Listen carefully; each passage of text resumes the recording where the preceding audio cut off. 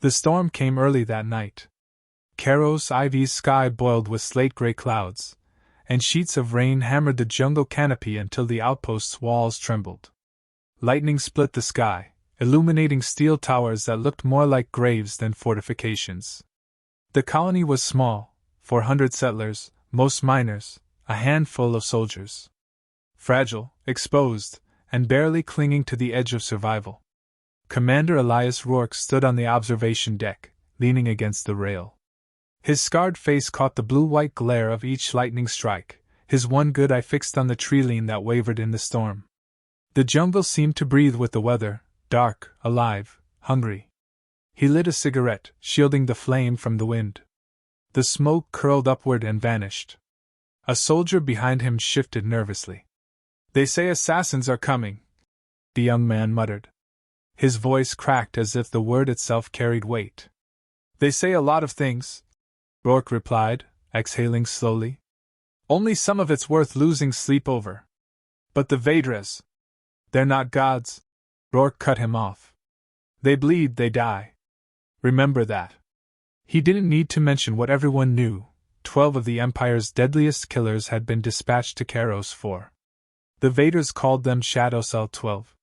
Assassins bred for silence, trained for slaughter. Each one was worth a platoon, and together they were a death sentence. Rourke flicked the cigarette into the rain and pushed off the rail. "Get back to your post. And if you hear anything moving in the dark, don't shout. Don't pray. Aim and shoot." The soldier swallowed hard, nodded, and disappeared. Miles away, the assassins descended. A black shuttle knifed through the storm clouds, silent as shadow. It landed deep in the jungle, its hull disappearing under camouflage panels before the lightning faded.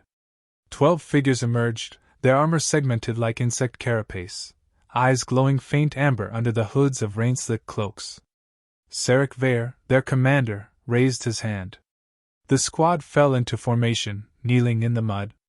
His voice carried low and precise over the comms. "The humans cling to their dirt like vermin. Kill their leader, and the rest scatter. Commander Rourke is our mark. His head will be mounted before the Empire's council." Not one assassin questioned him. They rose and melted into the jungle, bodies bending with unnatural grace, movement vanishing under the storm's roar. Back at the outpost, Rourke studied the flickering holomap. Power fluctuations had grown worse all evening. That wasn't weather. That was interference. He keyed the internal channel. "All units, we've got company.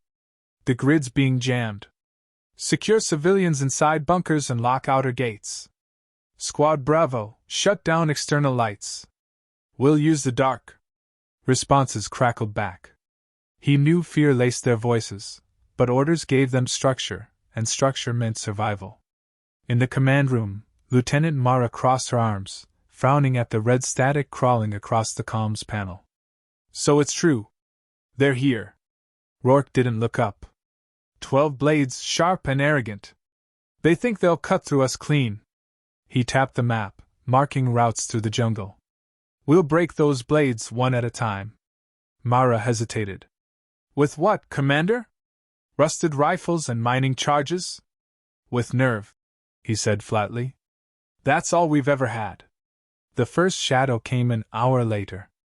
A lone assassin slipped through the perimeter, moving low, silent, faster than human eyes could follow.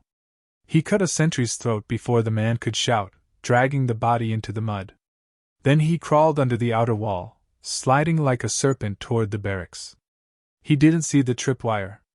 The charge detonated with a crack of steel and fire. Shrapnel tore through armor, blasting the assassin against the wall. The outpost shook with the explosion. Alarms wailed. Soldiers rushed to positions. Rourke was already moving. He stormed through the rain to the smoking breach, shotgun in hand. The assassin lay writhing, blood pooling dark in the mud, glowing amber eyes dimming. The alien's mandibles clicked as it hissed, defiance in its last breath. Rourke crouched, pressing the barrel to its chest. "You thought we'd roll over," he said. His voice carried only for the dying creature. "You thought wrong." The shot boomed, silencing it. Soldiers gathered, staring wide-eyed at the armored corpse. Fear turned to something else, a dangerous kind of relief. Proof that the assassins could die. Rourke planted the body upright against the wall, letting the storm wash blood across the steel. "Leave it there," he ordered. "Let them see what waits." One soldier whispered, "That's one." Rourke wiped rain and ash from his face. His expression was hard, but his lips curved in the faintest grin. "Yeah," he said. "One down. 11 to go." Far in the jungle, Sarek paused at the sudden burst of static across his comm. His second-in-command reported in flat tones, "Unit Delta is silent." No trace returned. Sarek's mandibles clicked, slow and deliberate. The rain hissed against his armor as he raised his head, eyes narrowing toward the human settlement. "Impressive," he murmured. His squad waited, tense and still. "The prey draws blood." He turned, scanning their faces. "But prey it remains. This planet will know silence before dawn. Move." 12 killers had come to Karos 4. Now there were 11. And deep inside the storm-lashed outpost, Commander Elias Rourke was smiling for the first time in weeks. The rain didn't let up. It never did on Karos 4. The storm was part of the planet's heartbeat, endless and suffocating, drumming against steel walls and the dense canopy. Inside the outpost, silence carried more weight than the storm. Soldiers gathered near the barricade where Rourke had left the assassin's corpse. Its armor glistened under lightning flashes, blood mixing with rain, the alien's mandibles frozen in a final snarl. To the men, it was both a victory and a warning. "They're not invincible," one soldier muttered. "No," Rourke said, stepping forward. "But don't think that means the rest will be easy. We got lucky once. From here on, luck won't save us." His words sank in. Fear didn't vanish, it sharpened. That was what he wanted. Miles out in the jungle, Sarek Vayer crouched among his assassins. 11 sets of amber eyes glowed in the gloom. The body of their fallen comrade had been left behind, denied retrieval. That burned more than the loss itself. Sarek's voice was low but hard as steel. "This commander plays at war. He believes himself a hunter. He is not. He is prey that tasted blood and thinks it makes him strong." No one argued. Still, unease hung in the air. One of the younger assassins hissed, "How did he anticipate the approach? That human has instincts." Sarek's mandibles clicked shut. "Instincts are not skill. We adapt, we strike again, and his head will hang in the council chamber." The next assault came swiftly. At dawn, power died completely. The outpost plunged into darkness, consoles dead, comms silent. Panic rippled through the civilian shelters. Children cried, miners shouted. Soldiers tightened grips on rifles but looked at each other, as if death already stood in the room. Rourke moved fast. "Mara, get a generator up. Everyone else, fall back positions only. They want us to scatter. We don't." Before the words left his mouth, a scream cut through the storm. An assassin had slipped through the defenses, dragging a colonist into the mud before vanishing again. Then another strike, this time on a watchtower. The structure crumpled, the man inside crushed under steel and stone. "They're testing us," Mara hissed, watching sparks spray. Rourke's jaw tightened. "Then we test them back." The jungle became the battleground. Rourke led his squad into the tree line, boots sinking in mud, eyes scanning the canopy. The assassin stalked them from every angle, silent, patient, almost invisible. Every shadow seemed alive. But Rourke wasn't walking blind. He'd planted charges along the ridgeline hours earlier. When the ambush came, 3 assassins leaping down like predators, he triggered the detonator. Explosives tore through the cliff, sending tons of rock cascading down. 2 assassins were buried in an instant. The third staggered, armor fractured, only to be finished by rifle fire. The jungle went silent after the blast, save for the rain. Mara exhaled shakily. "That's 3. Rourke kept his weapon raised. "No. That's survival. Don't start counting until we're alive at the end." Word of the kills spread fast. fear among colonists turned to a fragile kind of hope. They whispered that their commander was fighting the assassins on even ground. Some began calling him the Wolf, a name that spread with each retold story. The assassins felt the shift, too. When Sarek regrouped his squad that night, he saw hesitation in their eyes. Their target wasn't breaking. Instead, the humans had carved symbols in blood on tree trunks, crude warnings written in Vaden script, "We hunt too." The marks were psychological knives. Assassins weren't meant to feel fear, but for the first time, some did. "This is impossible," one snarled. "Humans are cattle. This commander is turning the jungle against us." Sareka's voice snapped like a blade. "Enough. Fear is a weapon. He uses it because he has nothing else. Remember who we are." But even Sarek felt the sting of unease. By the third night, the balance had shifted further. Elias didn't stay inside the walls anymore. He moved through the jungle like it belonged to him, setting lures and traps with precision. Decay beacons drew assassins into minefields. Predators, massive, scaled beasts with jaws strong enough to crush bone, were baited into crossing the assassins' paths. One creature ripped an alien apart before Rourke's team even raised their rifles. It wasn't clean warfare. It was messy, brutal, and utterly effective. "You're changing the rules," Mara told him after another success. "There were never rules," Rourke replied. "Just survival." That night, the assassins came in force. 6 of them struck the outpost's perimeter at once, blades slicing through steel, bodies darting faster than human eyes could track. Soldiers fired wildly, muzzle flashes cutting through the storm. Civilians screamed inside bunkers as the walls shook. Rourke moved like a man possessed.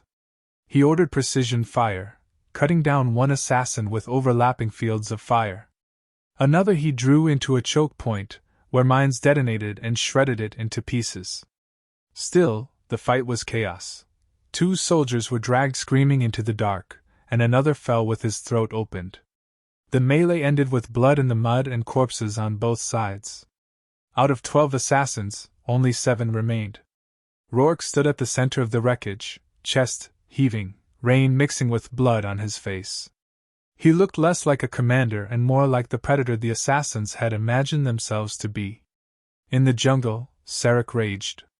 7. Nearly half his squad gone. Each death wasn't just failure, it was humiliation. The Vaders prided themselves on silence, precision, inevitability. And yet one human, with crude weapons and unrelenting will, had turned the hunt into a slaughterhouse. Still, Sarek wasn't broken. He studied Rourke from afar, watched how he moved, how his people clung to him. The human was no ordinary soldier. He carried the fury of a species too stubborn to yield. "This is no prey," Sarek admitted to himself. His mandibles tightened. "This is war." At dawn, the rain slowed for once. Steam rose off the jungle floor, curling around shattered trees and smoking ruins. The colony had survived another night. Barely. Rourke walked the perimeter, passing soldiers slumped against walls, rifles clutched in trembling hands. He offered no speeches, no comfort. Only a nod, and that was enough. Mara caught up with him. Her face was pale, eyes hollow from lack of sleep. "How long can we keep this up?" "As long as we have to," Rourke said. She frowned.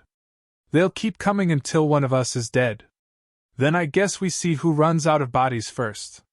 He stopped, staring out at the treeline where the jungle swayed like a curtain hiding monsters. His reflection shone in the water pooling at his boots, scarred face split by the faintest of grins. "They thought we'd be easy," he said quietly. "Now they're learning what a cornered human looks like." The storm had eased, but the jungle still steamed like a furnace. The ground was soft with mud and blood. Smoke curled from shattered trees and broken defenses. The outpost was scarred yet standing, its battered walls streaked with crimson reminders of the night before. Elias Rourke moved among the wounded soldiers, checking faces, giving nods that carried more weight than words. They looked to him as if the war rested entirely on his shoulders, and perhaps it did. Out of 12 assassins, 7 were dead. That meant 5 still stalked the jungle. The numbers weren't comforting. They were a countdown. Mara approached, limping from a gash across her thigh. The people are holding together, but nerves are shot. Some are saying we should evacuate.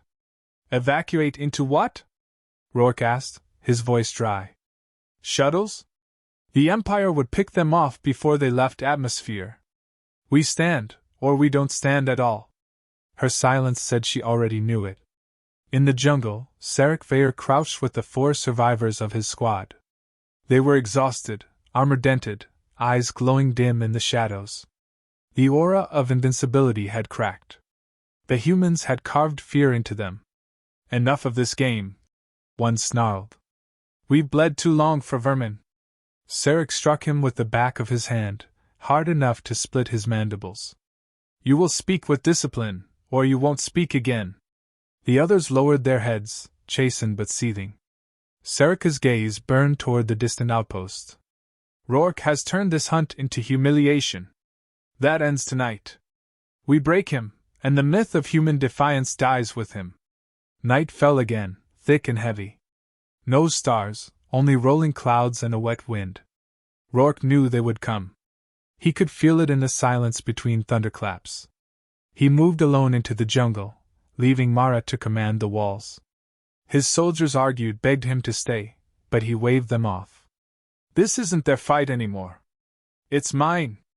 Armed with a shotgun, a combat knife, and a belt of explosives, he vanished into the blackness. The jungle swallowed him whole. Hours passed before the first contact. 2 assassins slipped through the foliage, their cloaks shimmering with camouflage. They circled Rourke like wolves. He didn't fire. Instead, he let them move closer, until one stepped on the hidden charge buried beneath the roots. The blast tore the assassin apart, spraying shards of armor and flesh. The second lunged, howling, blades flashing. Rourke rolled through the mud, shotgun barking once, twice. The alien staggered, chest a ruin of blood and steel. 2 gone. Rourke dragged himself upright, chest heaving. His wounds screamed, but he didn't stop. 3 left. He whispered into the rain. The final 3 struck together. Rourke stumbled into a clearing lit only by lightning. The assassins emerged from the trees, their amber eyes blazing. 2 circled wide while Sarek advanced, blades gleaming wet. You've killed my brothers! Sarek hissed, his voice a guttural growl. For that, you will die slower than any man before you. Rourke's reply was cold. You should have brought an army. The 2 flanking assassins attacked first. Rourke dove sideways, rolling behind a fallen tree. He fired the shotgun point blank into one chest plate, then slammed the second with his knife, ripping through exposed flesh as the alien shrieked. They thrashed in the mud before going still. Only Sarek remained. The commander dropped his empty shotgun and drew his knife. The assassin towered over him, armored, graceful, deadly. Yet there was no fear in Rourke's eyes, only fire. They collided in the storm. Steel met steel, blades clashing, sparks flying. Sarek struck with precision, his strikes blindingly fast. Rourke parried with brutal efficiency, every block costing him blood. The fight was savage, mud splashing, thunder rolling above. Sarek slashed across Rourke's arm, cutting deep. Rourke rammed a knee into Sareka's ribs, driving him back. Both staggered, breathing hard, staring through sheets of rain. You fight like an animal, Sarek sneered. Good. Rourke spat blood. Animals survive. The duel raged on. Sareka's blade carved through the air, nicking Rourke's cheek. Rourke responded by slamming his head into the alien's mandibles, snapping one in half. Sarek roared, blinded by rage. Rourke seized the moment. He shoved his last explosive charge into Sareka's belt, then kicked him back. The alien glanced down too late. Rourke dove as the blast tore through the clearing. The shockwave rolled across the jungle, trees splintering, mud raining from the sky. Smoke and fire filled the air. When it cleared, Sarek still stood, but barely. His armor was shattered, body torn open, one arm hanging limp. Yet his eyes still burned. He staggered forward, refusing to fall. Rourke dragged himself up, knife in hand. His voice was raw, ragged. You should have sent more. With the last of his strength, he drove the blade into Serica's throat. The alien choked, mandibles clicking weakly, before collapsing into the mud with a final hiss. Silence followed. Only rain on leaves, and the rasp of Rourke's breath. By dawn, Rourke staggered back to the outpost. His uniform was shredded, his body a map of wounds. Soldiers rushed to meet him, stunned into silence when they saw what trailed behind him, a bloodied cloak, torn from Serica's corpse. He dropped it in the mud at their feet. It's done, he said simply. The outpost erupted in cheers. For the first time since the siege began, relief washed through the colony. Civilians wept, soldiers embraced. Fear gave way to pride. Words spread fast across the sector. Whispers traveled from trader to soldier, from smuggler to diplomat. The Empire sent 12 assassins. None returned. That night, the colony gathered by torchlight. The bodies of the assassins had been mounted along the perimeter as warnings. The colonists looked to their commander not with fear, but with something sharper, belief. Mara stood beside him, bandaged but unbowed. You realize this won't stop them. The Empire will come harder next time. Rourke's face was a ruin of scars and exhaustion, but his eyes still burned. He gazed out at the jungle, storm clouds gathering again. Good, he muttered. Let them come. We'll keep sending them back. The crowd fell silent at his words, then erupted again, shouts, chants, voices rising into the storm. And in the shadows beyond the walls, the jungle seemed to pause, as if listening. Humanity had spoken. They weren't prey. They were predators.